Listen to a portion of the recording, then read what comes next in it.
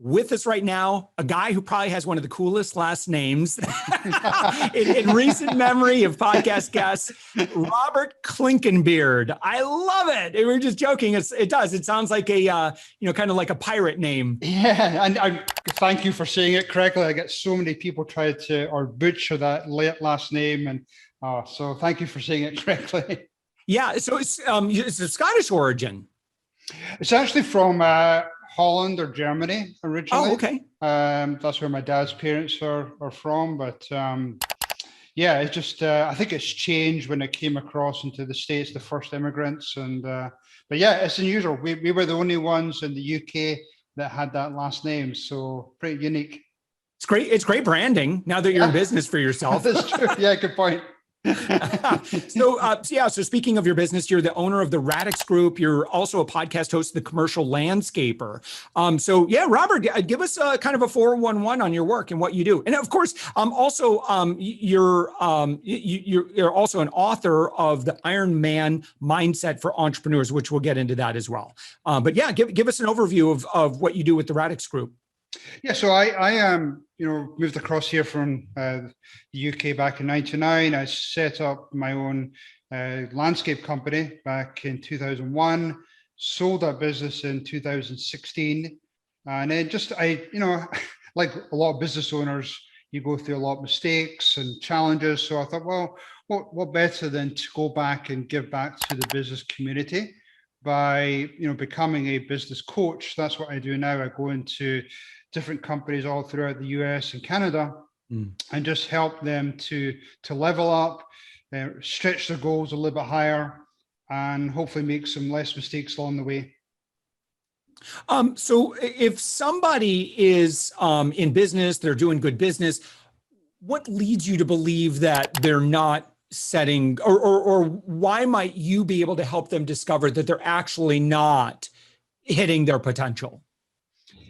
Yeah, and I'll touch on it in my when we talk about my book. But most companies I typically go into, a lot of the owners, founders are still working very much in the weeds. They're dealing with that day-to-day minutia. They're pushing sand every day. They're just grinding it.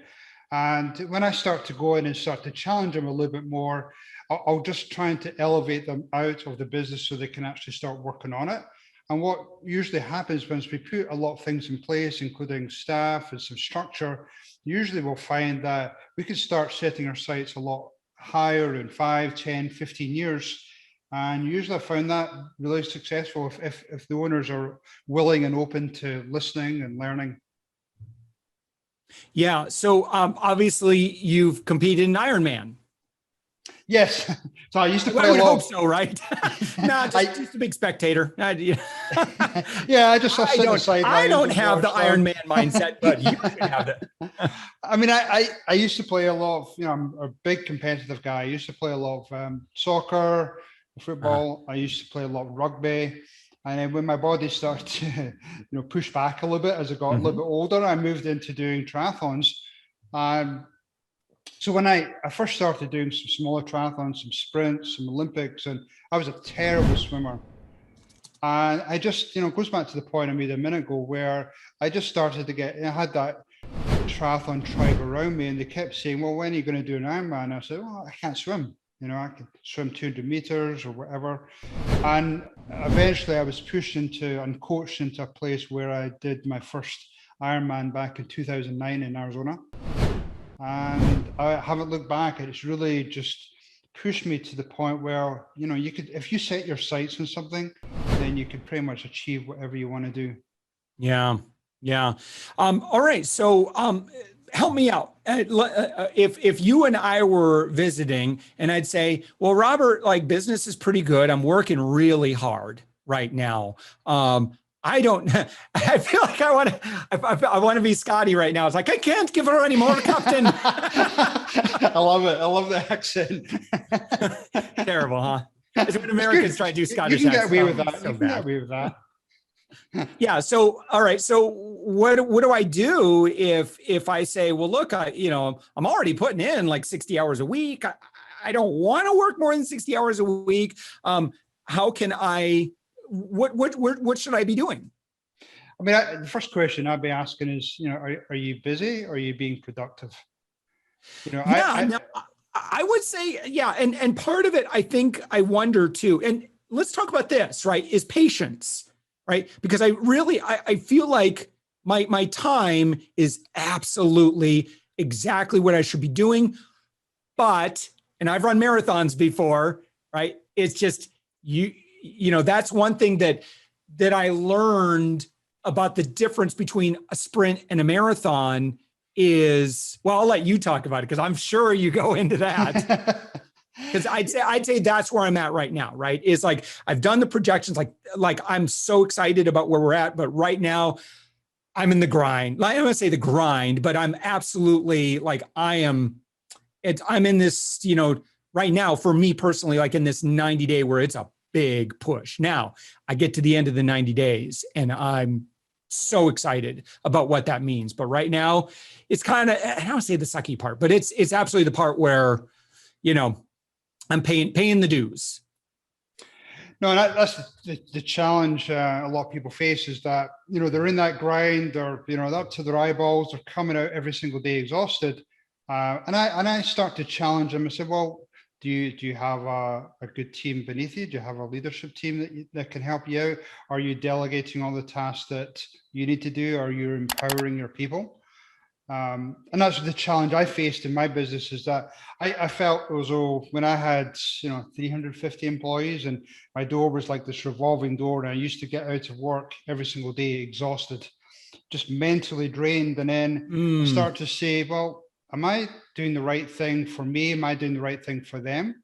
So I started to change that approach, and rather than being that go-to person and my ego getting all inflated, I started to change it up as well. How can I empower my team to be able to think for themselves? Yeah. So I started to ask them things like, well, how would you fix that? How would you solve that? So once people started to get that message, my time started to get a little bit more freed up. And then I started to be able to spend time on building my business, starting to work from a different level, started to think, well, if I reflect, where can I take this business in the future? And that's the same with that, the whole Ironman thing is that, yes, once I created that vision and wanted to cross that finish line and doing an Ironman, then I started to figure out, well, how am I going to get there? What's my training plan look like? Well, who are the people that around me that are going to support me getting to that point? Yeah, right. Yeah. What about, and again, this concept, Robert, of, I think a lot of times, let's just talk about patience, because I think a lot of times we do, we want it now. And there are a lot of unfortunate messages out there of quick and easy, fast and dirty, that sort of thing. And that's just not the reality of business. It's true. And it's not the reality. If you want to compete in an Ironman, it's not couch to Ironman in 30 days. It's going to take a little bit longer to go from couch to Ironman. You're going to have to put some time in. Yeah, I mean, it goes back to your point about the Ironman, marathon. It's not going to happen overnight. It takes a long period of time. It's going to take 6 months. It's going to take a year. It's going to take 2 years. And that's why I started to do those smaller sprints. And then it was the Olympic, then it was the half Ironman, just to trying to build up my endurance, try to build up my knowledge. And then when I wrote my book, I started to say, well, the same thing applies in business, that, yeah, you could easily jump in and complete a task yourself, and you're going to get it done yourself, but that's not the long game. You start thinking about who are the team that's going to help me get to the point. You start thinking about bringing in the right people underneath you, the right leadership team. How am I going to coach these people to become my future leaders of the company? And that's the long game. It is. Yep. Yeah. And, we start thinking generatively, right? Where it's, not, what's the legacy that I want to leave behind? What's the impact I want to have in the world? I think a lot of times, again, we can lose sight of that when we're focused on immediate and, tyranny of the urgent. But, if you don't allocate those resources to that long range and, again, make those shifts within the organization so that you are So, because eventually I think what you want, right, is you don't want these urgent problems to keep popping up. So it's like, listen, I'm the one who's constantly in here, like putting out fires. How can I set up the system so this fire never happens again? Absolutely. Yep. And that's what you do. You look at your systems, you map out your processes, and then you have somebody, one of your leadership team, own that process. So they're constantly reviewing it, seeing if they're needing to tweak it. Because my long game was to ultimately get, I was able to train 20, 25 hours a week doing my Ironman triathlons. Mm-hmm. I could only do that if I had a great leadership team in place. Mm. And, it took a lot of coaching there. And I ultimately wanted them to run the company. And all I would do is go in and just coach them all individually. But what's exciting is now I've left the company.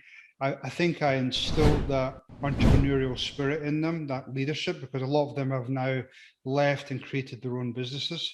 So it goes back to the point I made about creating that legacy. It just makes me excited that I've created that legacy in all my team members. Yeah. How does the Radix Group work? So are you who do you work with, and like what does engagement look like with you? So Radix Group, we go in and work with owners, CEOs, entrepreneurs within all different businesses throughout the US and Canada. Typically, our specialty is service industries.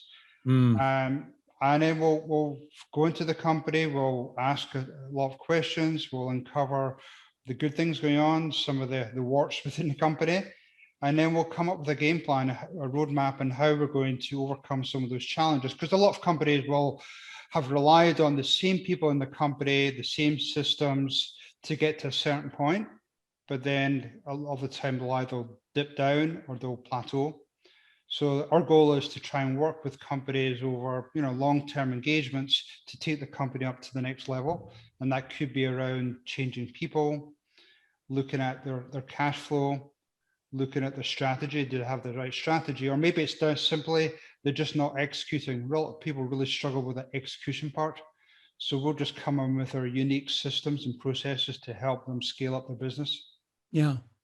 Good. I see that you have a background in commercial landscape. So you were the COO of Integrated Landscape Management. Of course, your podcast is The Commercial Landscaper. So tell me more about that.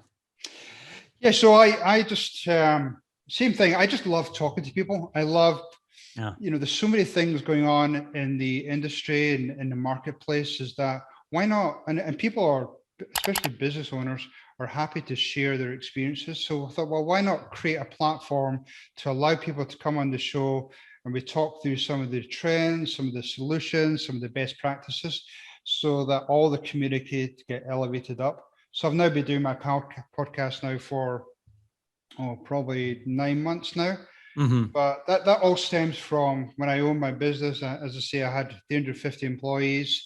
We were bought out by a $4 billion company in 2016. And so I learned a lot. I made a lot of mistakes, but we also did a lot of really good things. So I want to be able to go back and help other business owners to take their company to levels they didn't even imagine before that.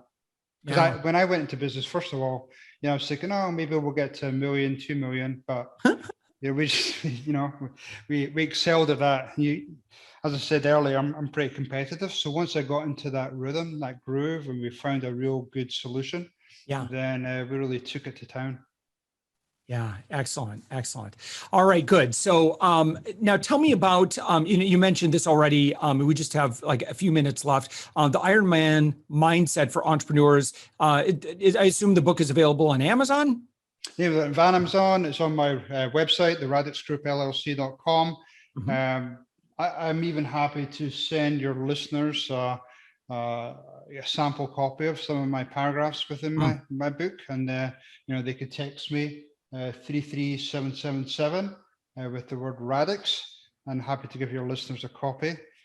But it's a great book. It's talks about when you're going through that growth phase, or whether it be business or personal challenges, who are the people around you that can help you take you to the next level? It could be mentors, it could be coaches, just could be other business owners. who are your peers that you could help you take it to another level.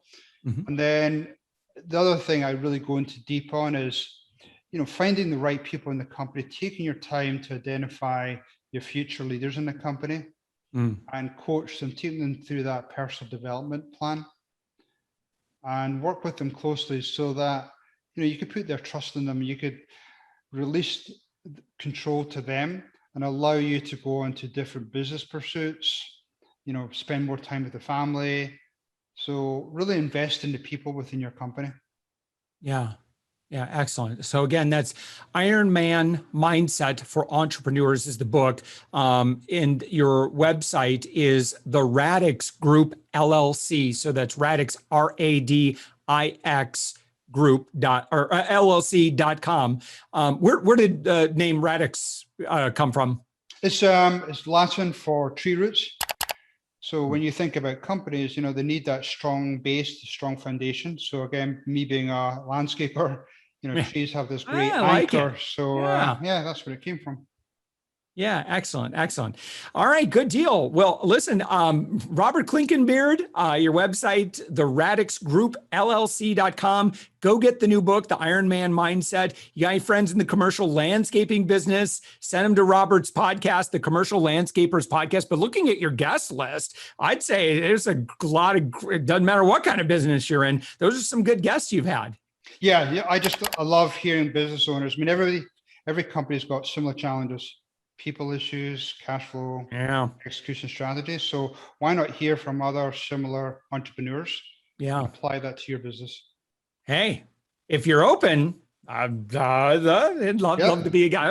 Let's get you on. We'll talk afterwards. I don't want to put you on the spot on the show. Awesome. Robert Clinkenbeard, thank you so much for joining us. Again, your website, the Radix Group LLC. Thanks.com. Thanks so much for joining us. Thank you, Josh. Take care.